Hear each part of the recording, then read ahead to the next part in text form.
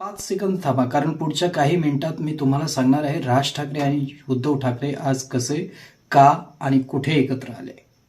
नमस्कार मित्रांनो, मी विजन बोलतोय. विजन 360 महाराष्ट्रामध्ये तुमचं सर्वांचं स्वागत आहे. आज 24 तारीख आहे आणि आज महाराष्ट्राच्या राजकारणात एक ऐतिहासिक घटना घडलेली आहे. गेल्या 20 वर्षापासून ज्या गोष्टीची चर्चा फक्त अफवांच्या पातळीवर होती ती आज प्रत्यक्षात उतरलेली आहे. होय, राज ठाकरे आणि उद्धव ठाकरे आज अधिकृतपणे एकत्र आले आहेत. ठाकरे बंधूची युती आज जाहीर झाली आहे आणि या एका निर्णयाने मुंबई महापालिका निवडणुकाच नाहीत तर संपूर्ण महाराष्ट्राचं राजकारण हादरून गेलं आहे. तर ऐकूया राज ठाकरे यांच्या आवाजात त्यांनी काय म्हटले. ती शिवसेना आणि महाराष्ट्र नवनिर्माण सेनेची युती झाली हे आज आम्ही आपल्याला जाहीर करत आहोत. आज सकाळपासून राजकीय वर्तुळात, मीडियात आणि सोशल मीडियावरती एकच चर्चा सुरू आहे. ठाकरे बंधू अखेर एकत्र आले. हा निर्णय अचानक घेतलेला नसून मागील अनेक महिन्यांपासून सुरू असलेल्या राजकीय हालचालींचा हा अंतिम टप्पा आहे.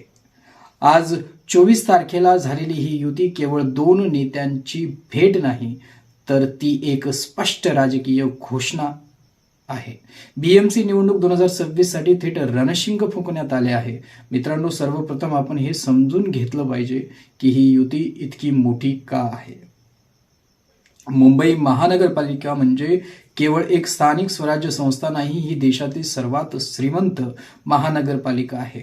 जवळपास 50,000 कोटी रुपयांचं वार्षिक बजेट, हजारो कोटींची कंत्राट, मुंबईच्या पायाभूत सुविधावर थेट नियंत्रण, या सगळ्यामुळे बीएमसी ही सत्ता, पैसा आणि प्रभाव याचं केंद्र आहे. ज्याच्याकडे बीएमसी असते त्याच्याकडे मुंबईचं राजकीय चावी असते. एकेकाळी ही चावी ठाकरे कुटुंबाकडे होती. बाळासाहेब ठाकरे यांच्या नेतृत्वाखाली शिवसेनेनं दशकानुदशक मुंबईवरती अधिराज्य गाजवलं होतं. मराठी माणसाचा आवाज, स्थानिक प्रश्न, अस्मिता आणि आक्रमक राजकारण यामुळे शिवसेना मुंबईत अपराजित होती. पण बाळासाहेबांनंतर शिवसेनेत मतभेद वाढले, नेतृत्व बदललं आणि अखेरीस पक्ष फुटला. त्याच वेळी राज ठाकरे वेगळ्या वाटेने गेले आणि महाराष्ट्र नवनिर्माण सेनेच्या माध्यमातून स्वतंत्र राजकीय अस्तित्व निर्माण केलं. गेल्या 20 वर्षात राज ठाकरे आणि उद्धव ठाकरे हे केवळ वेगवेगळे राहिले नाहीत तर अनेक वेळा एकमेकांचे थेट राजकीय विरोधकही राहिले. आरोप, प्रत्यारोप, टीका, वैयक्तिक टोमणे या सगळ्यामुळे ठाकरे बंधूंमध्ये दुरावा वाढत गेला. त्यामुळे ही युती कधीच होणार नाही असा समज जनतेच्या मनात पक्का झाला होता. पण आज दिनांक 24 तारखेला हा समज पूर्णपणे खोटा ठरलेला आहे. आजच्या युतीने हे स्पष्ट झालं आहे की राजकारणात शेवटी भावनांपेक्षा वास्तव महत्वाचं ठरतं. आजची राजकीय परिस्थिती पाहिली तर शिवसेना उद्धव ठाकरे गट सत्तेबाहेर आहे. महाराष्ट्र नवनिर्माण सेनेकडे जनाधार आहे पण निवडणुकीत तो पुरेसा ठरत नाही आणि बीजेपी मुंबईत सातत्याने आपली पकड मजबूत करत आहे. मराठी मतं विभागली गेल्याचा सर्वात मोठा फायदा हे भारतीय जनता पार्टीला होत आहे. याचं पार्श्वभूमी आज झालेली ही युती अत्यंत निर्णायक ठरते. राज ठाकरे आणि उद्धव ठाकरे एकत्र येणं म्हणजे मराठी मतांचं एकत्रीकरण, म्हणजेच गेल्या अनेक वर्षापासून विभागलेली ताकद आता एका दिशेने जाणार आहे. ही युती केवळ भावनिक नाही, ती पूर्णपणे राजकीय गणितावरती आधारित आहे आणि हे गणित थेट बीजेपीसाठी धोक्याची घंटा आहे. आजच्या युतीनंतर बीएमसी निवडणूक 2026 चित्र पूर्णपणे बदललेलं आहे. आतापर्यंत जिथे त्रिकोणी लढत अपेक्षित होती तिथे आता थेट द्वंद्व निर्माण झालेले आहे. एकीकडे बीजेपी आणि दुसरीकडे ठाकरे युती.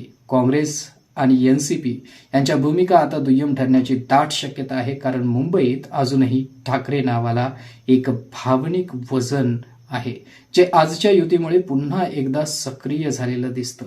पण मित्रांनो, या युतीचं खरं आव्हान आता पुढे आहे.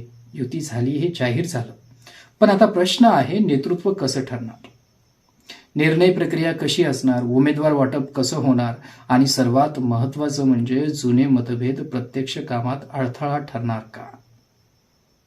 आणि उद्धव ठाकरे दोघांचाही स्वभाव वेगळा आहे, शैली वेगळी आहे, पण आजच्या युतीने हे स्पष्ट केलं आहे की दोघांनीही किमान या टप्प्यावर अहंकार बाजूला ठेवलेला आहे.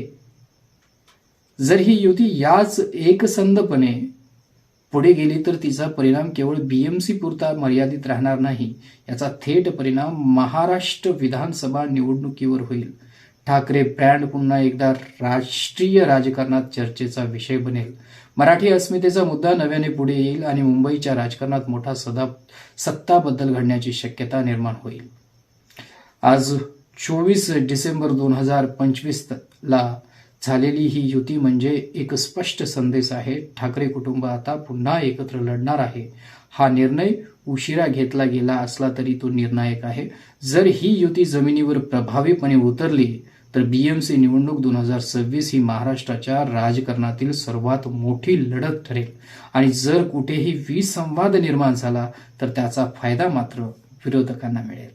शेवटी एकच सांगतो, आजचा दिवस हा महाराष्ट्राच्या राजकीय इतिहासात नोंदवला जाईल, कारण आज ठाकरे बंधू पुन्हा एकत्र आले आहेत.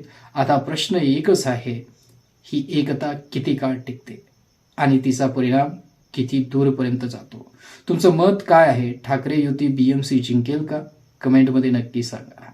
व्हिडिओला लाईक करा, शेअर करा आणि अशाच थेट आणि सखोल विश्लेषणासाठी चॅनलला मात्र सबस्क्राईब करा, कारण पुढचे काही महिने मुंबईचं भविष्य ठरवणार असणार आहेत. त्यामुळे हा व्हिडिओ शेवटपर्यंत निवडा. आणि शेवटी जाता जाता एकच सांगतो की बऱ्याच ग्रामीण भागातील कुटुंबामध्ये वाद होता की महाराष्ट्र नवनिर्माण सेनेचा की शिवसेनेचा कार्यकर्ता. तर त्या कार्यकर्त्यांनाही ही कोड बातमी आहे.